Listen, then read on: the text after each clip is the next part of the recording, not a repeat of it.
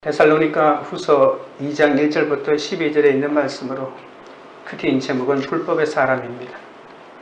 예수님도 이 땅에서 사역하실 때 제자들을 택하시고 사명을 다하신 후에는 그들을 지도자로 세우셨습니다.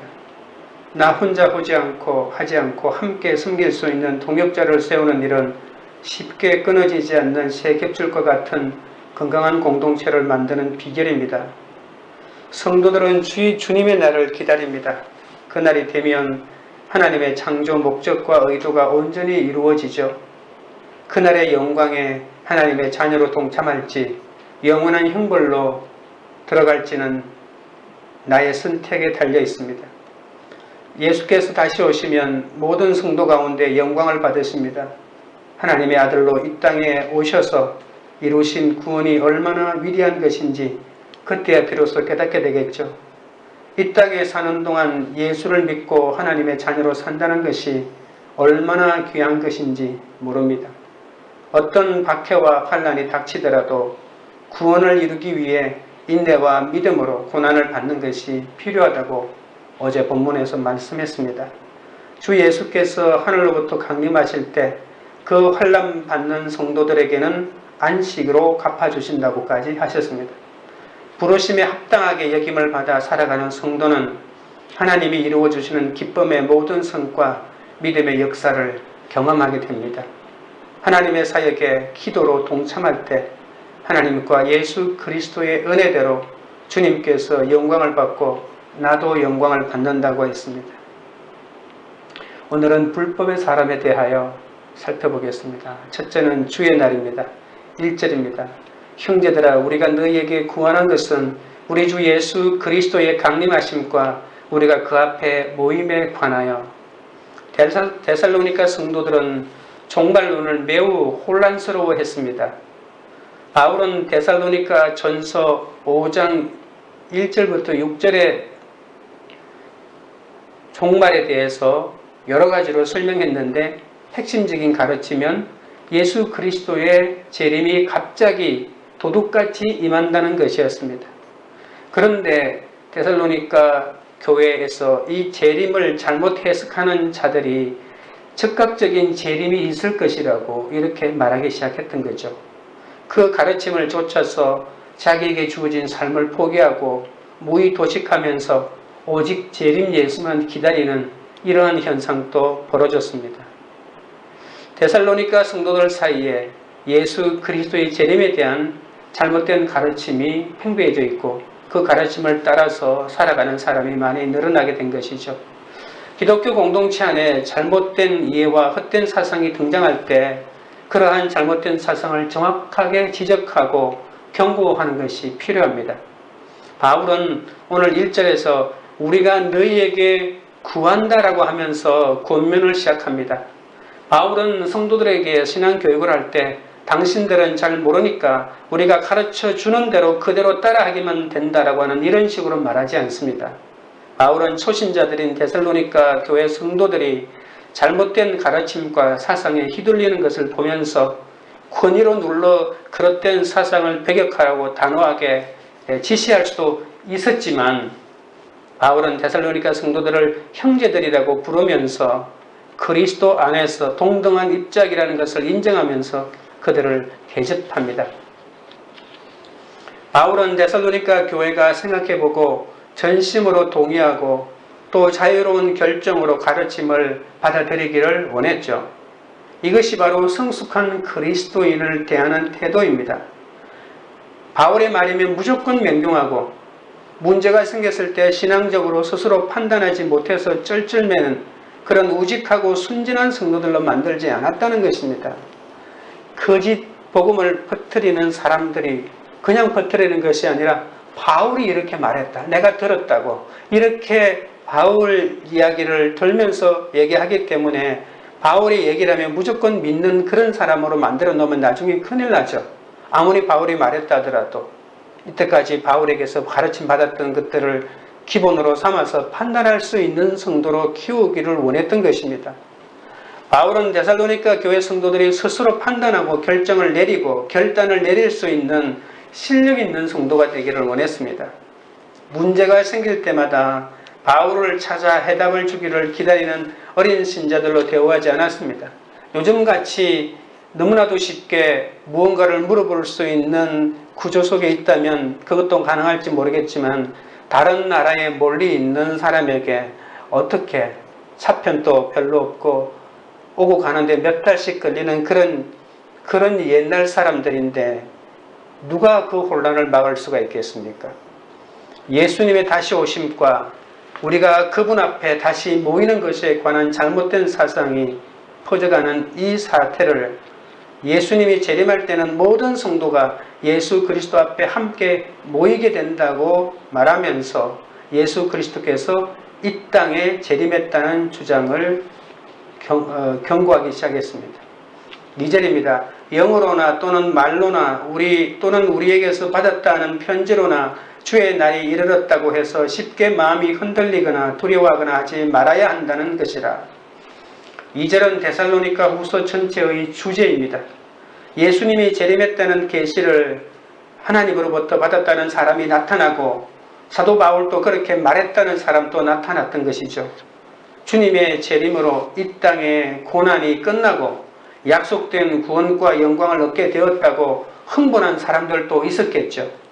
다른 한편으로는 하나님의 심판이 어떻게 떨어질까 걱정이 되고 두려워 떠는 사람들도 있었을 것입니다. 바울은 그들에게 흔들리지 말고 속지 말라고 경고합니다. 거짓 선생들은 예수 그리스도의 헛된 재림만을 전파하지 않았습니다. 예수께서 재림하셨으니까 너희는 이렇게 하고 저렇게 하라고 구체적인 가르침이나 요구를 하지 않았을까요? 그래서 임박한 심판과 진노에 잔뜩 겁을 먹게 하고 재물을 다 팔아 헌금하라는 식으로 사람을 속이고 사기치는 사람들도 많이 있었다고 볼 수 있습니다. 성도들은 진리를 올바르게 깨닫지 못하고 잘못된 사상과 잘못된 가르침에 빠지도록 미혹하는 사탄의 공격에 늘 노출되어 있습니다. 어떤 사람이 나타나서 하나님으로부터 계시를 받았다고 하면 대부분의 성도가 넘어갑니다. 사도 바울로부터 직접 편지를 받았는데 바울도 그렇게 말했다고 한다면 속아 넘어가지 않을 사람이 있겠습니까? 편지가 진짜인지 가짜인지 확인할 길이 없지 않습니까? 오늘날에도 가짜 진리, 가짜 가르침이 넘치고 있는데요. 바울도 다른 복음이 있다고 갈라디아서에서 말하고 있지 않습니까? 가짜 가르침들이 성도들을 흔들고 있고 두렵게 만듭니다. 거짓이 참 가르침인 양 사람을 미혹하고 속이는 거죠. 우리는 날마다 정신을 차리지 않을 수 없습니다. 이렇게 된 가장 큰 이유는 영이나 말이나 편지라는 잘못된 정보에 기대어 종말을 피해보려는 그들의 마음이 있었습니다. 그러나 그리스도 강림 때 이 말 종말은 반드시 있어야 할 사건이라고 말합니다. 내 삶에 찾아올 종말에 관한 말씀을 믿으면 어떤 거짓된 끝에도 마음이 흔들리지 않게 되는 거죠. 그러니까 종말은 피할 수 있다고 해서 피해지는 것이 아닙니다. 반드시 내 삶에 종말이 임하는데 그러한 말씀으로 견고한 신앙을 만들어야만 이런 미혹에 넘어가지 않습니다. 적용 질문 드립니다. 나는 내 삶에 종말이 있음을 믿습니까? 종말을 어떻게든 피하고자 말씀이 아닌 다른 것을 붙들고 있지는 않습니까? 둘째는 너희가 미혹되지 말라입니다. 3절입니다. 누가 어떻게 하여도 너희가 미혹되지 말라. 먼저 배교하는 일이 있고 저 불법의 사람 곧 멸망의 아들이 나타나기 전에는 그날이 이르지 아니하리니. 성도들이 종말 현상을 궁금해하자 바울은 종말이 있기 전에 있어야 할 사건들을 자세히 알려줍니다. 우리는 마태복음 24장 25장에 더 자세히 말하기도 하지만 그러면서 종말 사건 이전에 가장 필요한 것이 미혹되지 말라고 하는 것이라고 재차 강조합니다.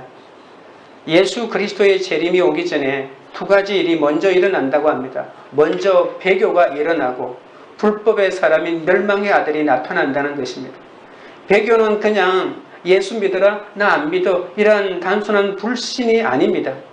아예 처음부터 복음을 받지도 않고 기독교 도를 버리는 것입니다. 예수를 믿던 사람이 이제는 믿음을 다 버리는 것입니다. 기독교의 핵심은 예수 그리스도인데 배교한다는 말은 예수 그리스도 존재 자체를 더는 믿지 않는다는 것입니다. 예수 그리스도에 대한 불신뿐만이 아니라 이미 믿었던 사람들조차 모두 믿음을 버리는 일이 일어난다는 것입니다. 지금으로 말하면 교회 다니는 사람이 한 사람 두 사람 다 믿음을 버리고 세상으로 들어간다는 것입니다. 오히려 누구보다도 더 기독교를 박해하고 비판하는 일에 앞장서는 사람입니다. 이것이 바로 잘못된 가르침에 미혹되어 불의와 악에 빠져들어간 결과이기도 합니다. 4절 5절입니다. 그는 대적하는 자라 신이라고 불리는 모든 것과 숭배함을 받는 것에 대항하여 그 위에 자기를 높이고 하나님의 성전에 앉아 자기를 하나님이라고 내세우느니라. 내가 너희와 함께 있을 때에 이 일을 너희에게 말한 것을 기억하지 못하느냐. 불법의 비밀이 이미 활동을 시작했습니다. 예수 그리스도의 재림 전에 이런 불법의 비밀스러운 활동에 넘어가지 말아야 합니다.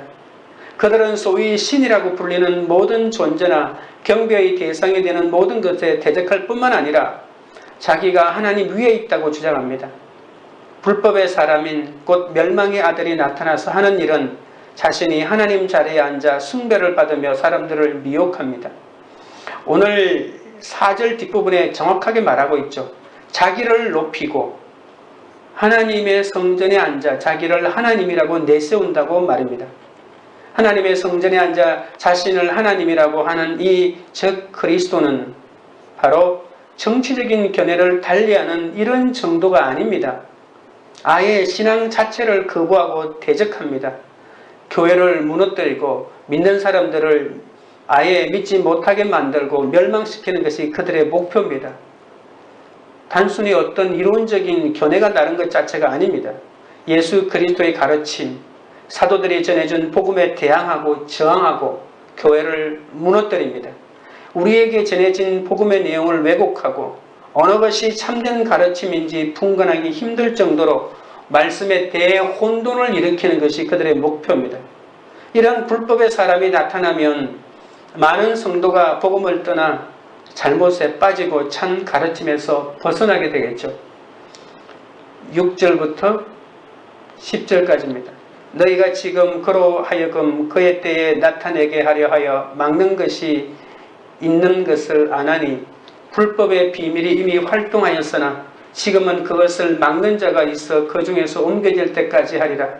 그때에 불법한 자가 나타나리니 주 예수께서 그 입의 기운으로 그를 죽이시고 강림하여 나타나심으로 패하시리라. 악한 자의 나타남은 사탄의 활동을 따라 모든 능력과 표적과 거짓 기적과 불의의 모든 속임으로 멸망하는 자들에게 있으리니 이는 그들이 진리의 사랑을 받지 아니하여 구원함을 받지 못하리라. 즉 그리스도들은 참 복음의 탈을 쓰고 나타납니다. 복음과 완전히 다르면 성도들이 따르지 않기 때문에 불법의 사람이 나타나 거짓 복음으로 예수의 복음을 흉내내는 것이죠. 즉 그리스도 자체가 그리스도를 흉내내는 존재라는 뜻이 포함되어 있습니다. 바울은 즉 그리스도가 성전에 앉아 자신이 하나님이라고 주장한다고 하죠. 그것은 거짓 복음의 신적인 권위를 주장하는 것입니다. 복음과 비슷한 것으로 사람들을 유혹하고 미혹하기 때문에 성도들이 속아 넘어갑니다. 9개 갖다가 나머지 1개가 결정적으로 다른 것이죠. 그리고 그 거짓 가르침으로 치유가 일어나는 거짓 기적도 일으킵니다. 그런 잘못된 가르침에 빠진 성도들은 참 복음을 분별하는 능력 자체를 상실하고 맙니다. 바울은 이렇게 예수 그리스도의 재림이 있기 전에 복음의 혼란, 말씀의 혼란이 극심할 것임을 미리 경고하고 있습니다. 즉 그리스도는 이렇게 하나님의 질서에 대항하고 교만하여 자신을 하나님의 자리에 올립니다. 바울은 예수 그리스도의 재림에 관해서는 데살로니가에 머물러 있을 때부터 이렇게 말했죠. 주의 날이 밤에 도적같이 이르고 평안하다 안전하다 할 그때에 잉태된 여자에게 해산의 고통이 이름과 같이 멸망이 호련히 저희에게 이르니니 결단코 피하지 못하리라. 이런 가르침을 잊지 말라고 다시 말합니다. 우리는 가르침을 받은 내용을 잘 기억해야 합니다. 그래야 잘못된 가르침이 우리를 미혹하려고 할 때 물리칠 실력을 갖추게 되는 거죠. 미혹에 넘어가는 것이 진리의 사랑을 받지 못했다는 증거입니다. 하지만 나의 구원을 위해 이 불법의 사람이 나타나는 것을 막을 자가 있다고 합니다. 내 환경 가운데 자꾸 막히고 힘든 일이 생긴다면 하나님이 그것으로 내가 쉽게 불의에 미혹되지 않도록 나를 보호해주고 계시는 것이죠. 모든 말을 사람의 말로 들으니까, 나를 힘들게 하고 나를 반대하는 말로 들으니까 그 말을 거부하고 하나님의 음성을 듣지 못하는 것이죠. 적용 질문 드립니다. 현재 내 삶에 막힌 환경은 무엇입니까? 세상적으로 잘 풀리기만 하면 불의에 미혹되어 오히려 나의 구원이 막힐 수 있음을 인정합니까? 셋째, 부르심에 합당한 자입니다. 11절 12절입니다. 이러므로 하나님이 미혹의 역사를 그들에게 보내사 거짓 것을 믿게 하심은 진리를 믿지 않고 불의를 좋아하는 모든 자들로 하여금 심판을 받게 하려 하심이라. 바울은 멸망하는 자들이 진리의 사랑을 받지 않기 때문에 다가오는 그들의 결말을 소개합니다. 예수 그리스도께서 마지막 날에 이 땅에 강림하실 때 그에 앞서 그와 비슷한 방식으로 불법의 사람이 먼저 출현한다고 합니다. 예수님의 재림을 흉내내어 권능을 나타내고 기사를 나타내고 이적을 동반합니다. 그리고 사람들을 속이고 미혹합니다. 불법의 사람이 나타나서 능력과 기사와 이적을 보여주면 사람들은 그것이 불법인지 아닌지 구분하기 어렵습니다. 병을 고쳐주고 내가 돈을 많이 벌게 하고 이 땅에서 잘되게 하면 그것이 바로 복음이라고 착각합니다. 요한계시록 13장에 적 그리스도에 대해서 이렇게 말합니다. 큰 이적을 행하되 심지어 사람들 앞에서 불이 하늘로부터 땅에 내려오게 하고 짐승 앞에서 받은 바 이적을 행함으로 땅에 거하는 자들을 미혹한다고 말입니다. 하나님은 우리가 진리의 사랑 안에 거하도록 불법의 사람으로부터 우리를 막아주고 보호해 주십니다. 그런데 하나님이 아무리 환경으로 말씀하셔도 자기 욕심 때문에 미혹에 빠진다는 것입니다. 자기 욕심, 이 육신의 욕망이 얼마나 무서운지 모릅니다. 결국 불법을 행하는 자가 되고 마는 것이죠. 욕심에 끌려 미혹에 빠지면 나도 모르게 불법을 쫓아가다가 나도 불법을 저지르게 되는 것입니다. 하나님은 그들로 거짓 것을 믿도록 허용할 수밖에 없습니다. 그들이 그렇게 믿고 그렇게 따라가니까 말입니다. 즉 그리스도의 능력과 이적이 위험한 것은 사람들이 그들을 따라간다는 것입니다. 그것이 나에게 이익을 주니까 진리고 뭐고 판단하지 않고 무조건 그것을 따라간다는 것입니다. 진짜는 믿지 않고 가짜를 믿는 기이한 현상이 일어납니다. 그런 가짜 이적과 능력들을 따라가면 결국은 망할 수밖에 없습니다. 성도들은 하나님의 이적과 사탄의 이적을 구분할 수 있는 눈을 가져야 합니다. 사탄의 이적을 쫓아간 사람들은 불의를 저지를 수밖에 없습니다. 하나님의 뜻을 따르지 않고 불의한 길을 따라 살면 그들에게 도달하는 길은 멸망밖에 없죠. 이들은 마지막 심판을 당할 때 영원한 죽음으로 떨어지고 시편 1편 6절에도 악인은 의인의 회중에 들어가지 못하고 멸망으로 내동댕이 친다고 말하고 있지 않습니까? 이렇게 끝까지 자기 욕심으로 진리를 믿지 않고 불의를 좋아하는 자들에게는 필연적으로 심판이 임합니다. 오늘 주신 말씀 앞에 내 죄가 보여 적극적으로 회개하고 순종하는 것만이 심판받지 않는 길입니다. 별다른 인생이 없습니다. 별 인생이 없습니다. 그저 고난의 봄, 여름, 가을, 겨울을 맞이할 때 성경을 교과서로 환난을 주제로 성령을 스승으로 모시고 가면서 주어진 작은 것에도 최선을 다하는 사람이 별 볼 일 있는 사람 아니겠습니까? 그래서 가장 평범한 것이 가장 비범한 삶임을 잊지 말아야 합니다. 상처가 별이 되려면 자기 죄를 볼 수 있어야 합니다. 자기 죄를 못 보는데 상처가 어찌 별이 되겠습니까? 자기 죄를 볼 수 있는 사람은 죽은 자를 일으키는 사람보다 더 위대합니다. 그래서 거룩한 사람은 완전 무결한 사람이 아닙니다. 오히려 자기 죄를 잘 보는 사람입니다. 자기 죄를 잘 보면 믿음으로 중심 잡는 한 사람이 있는 가정이 되고 그 믿음 안에서 진정한 행복을 누릴 수 있습니다. 이것이 상처가 되는 가치관 아니겠습니까? 적용 질문 드리겠습니다. 하나님이 오늘 내게 주신 말씀은 무엇입니까? 그 말씀 앞에서 봐야 할 내 죄는 무엇입니까? 말씀을 보고 즉각적인 회개가 나옵니까? 아니면 다음으로 회개를 미룹니까? 기도드리겠습니다. 아버지 하나님, 내 삶에 종말이 있다고 하십니다. 이 사실을 믿게 하여 주시옵소서. 나에게 주어진 소중한 시간을 하나님 나라를 위해 쓰지 못하고 허비한 삶을 살았으니 불쌍히 여겨 주옵소서. 종말의 날이 있어야 한다고 하시는데도 두려운 마음에 종말을 피해보고자 말씀이 아닌 거짓된 것을 붙들고 그것에 마음이 흔들렸음을 용서하여 주시옵소서. 지금 내 삶에 기가 막힌 환경 가운데 있다 하더라도 세상의 방법으로 잘 풀리기를 바라며 불의에 미혹되지 않도록 어떤 환경에서도 저의 구원을 위해 수고하는 사람과 사건이 있다는 것을 깨닫게 하여 주시옵소서. 주여, 불의에 미혹되어 나의 구원이 막히지 않도록 도와주시옵소서. 날마다 내 죄를 보기 위해 내게 주신 말씀을 늘 기억하게 하옵소서. 그 말씀 앞에서 내 죄를 보게 하여 주옵소서. 말씀 앞에서 내 죄를 깨달을 때 오히려 즉각적인 회개로 나아가도록 인도해 주시옵소서.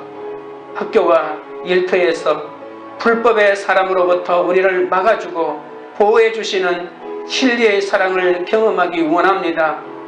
불법의 사람이 되지 않도록 하시고 믿음의 사람이 되게 하여 주시옵소서.